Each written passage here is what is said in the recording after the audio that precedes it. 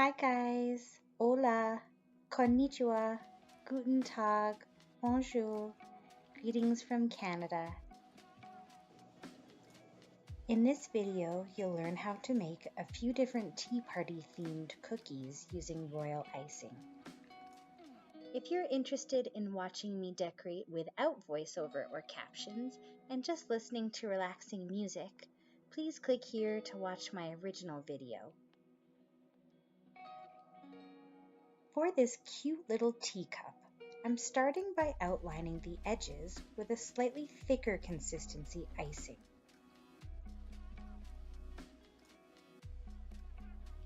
Here, I'm smoothing it out with a toothpick.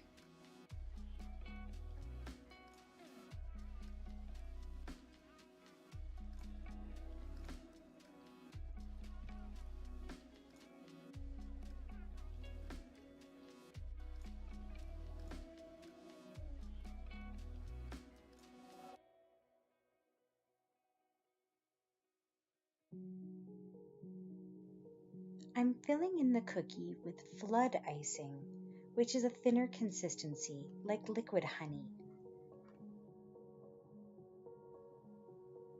I like to use a toothpick to level out the icing and fill in right to the edges.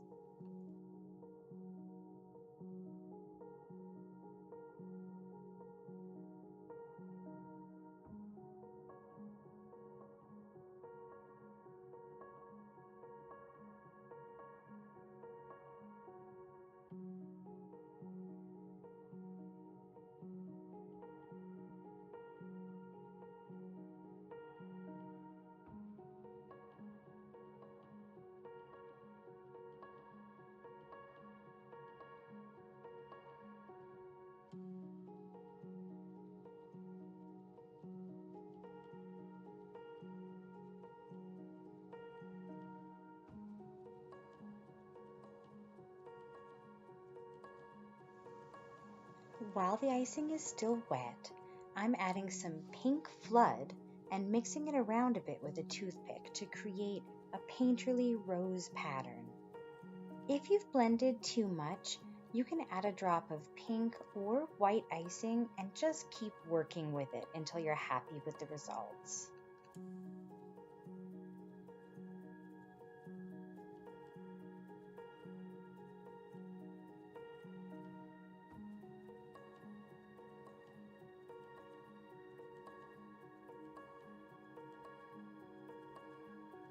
Now for the leaves. Add a few drops of green flood icing while the cookie is still wet and use a toothpick to shape it. I find this step helps our mind understand that the pink swirls represent roses and it all comes together.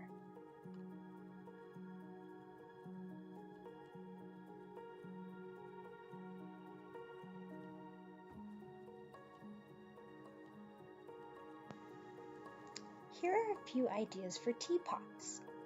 The goal of this video is less about a cohesive cookie set and more about having fun with colors and patterns. If you were going to make a cookie set for a special occasion or a gift, I'd recommend choosing 1 to 3 patterns and maybe 3 to 6 colors, and then they'll all go together really nicely in a basket or on a tray. So just like the teacup, start with the edges and then fill in the blanks with flood icing, the more liquidy consistency icing. You can use a toothpick or a food-safe paintbrush to smooth the corners and level it all out. While the cookie is still wet, you can add some polka dots or go an extra step and turn those polka dots into hearts or roses. I chose roses for more of a garden party theme. Generally, this wet on wet icing technique is pretty fun and forgiving. Just keep working it around. You can see here I made a little mistake with the green and covered it up pretty well.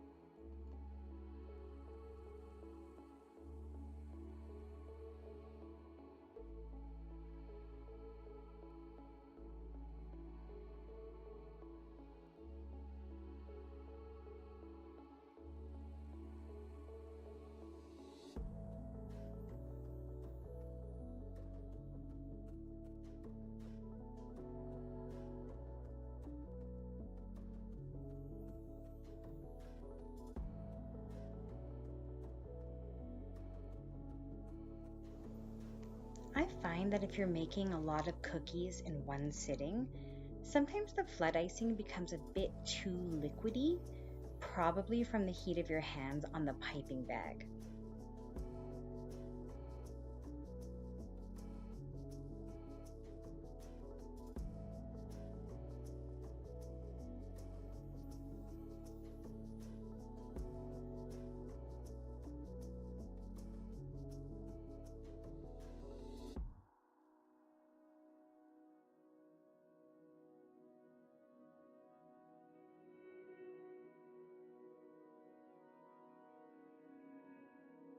This teapot has a bit less separation between the vertical patterns than I would like, but you'll notice that with a bit of confidence with a toothpick, you can often make it come together pretty nicely anyway. If you're just hating your cookie though, and many cookie decorators have had this, you can always scrape the icing off and start again. There might be a bit of stain on the cookie, but that's okay, it'll get covered up with icing. Wiggling the toothpick between the two lines makes a really cool pattern, and it's easy to do.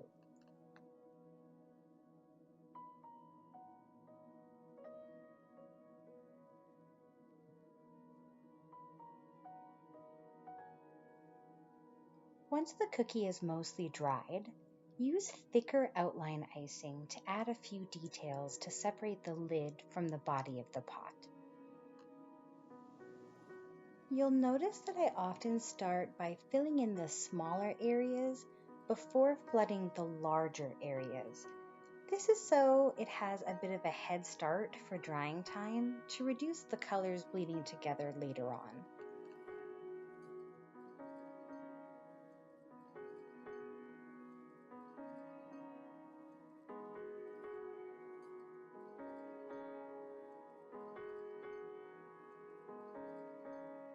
To keep it simple, I'm using the wet on wet technique here so that the green and white melt into one flat surface.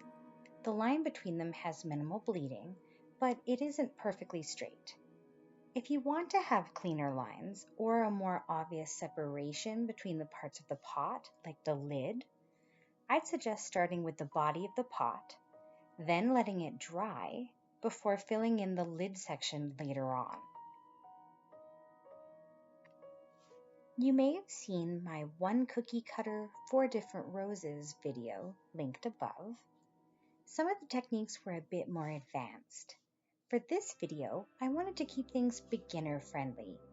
Here's 3 different ideas for some simple and pretty whimsical rose designs.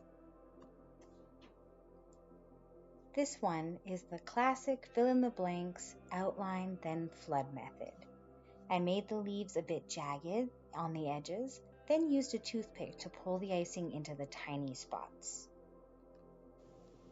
Once the base of the rose was partially dried, I added some simple wiggly circles using outline icing to add some dimension without the need to add too much more detail. I repeated this process with these white roses.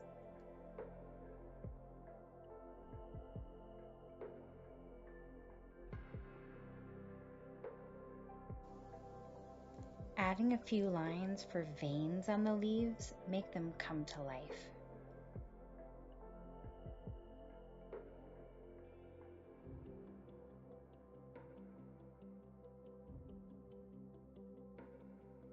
For this rose design, I've skipped ahead a bit.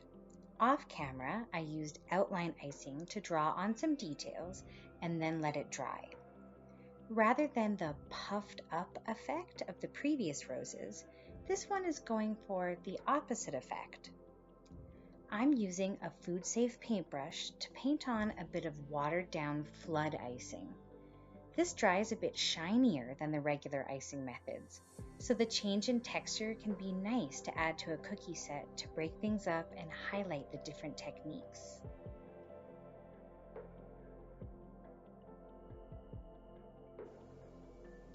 Here I'm showing you another way to apply flood icing when you're not wanting that more common puffed up icing look.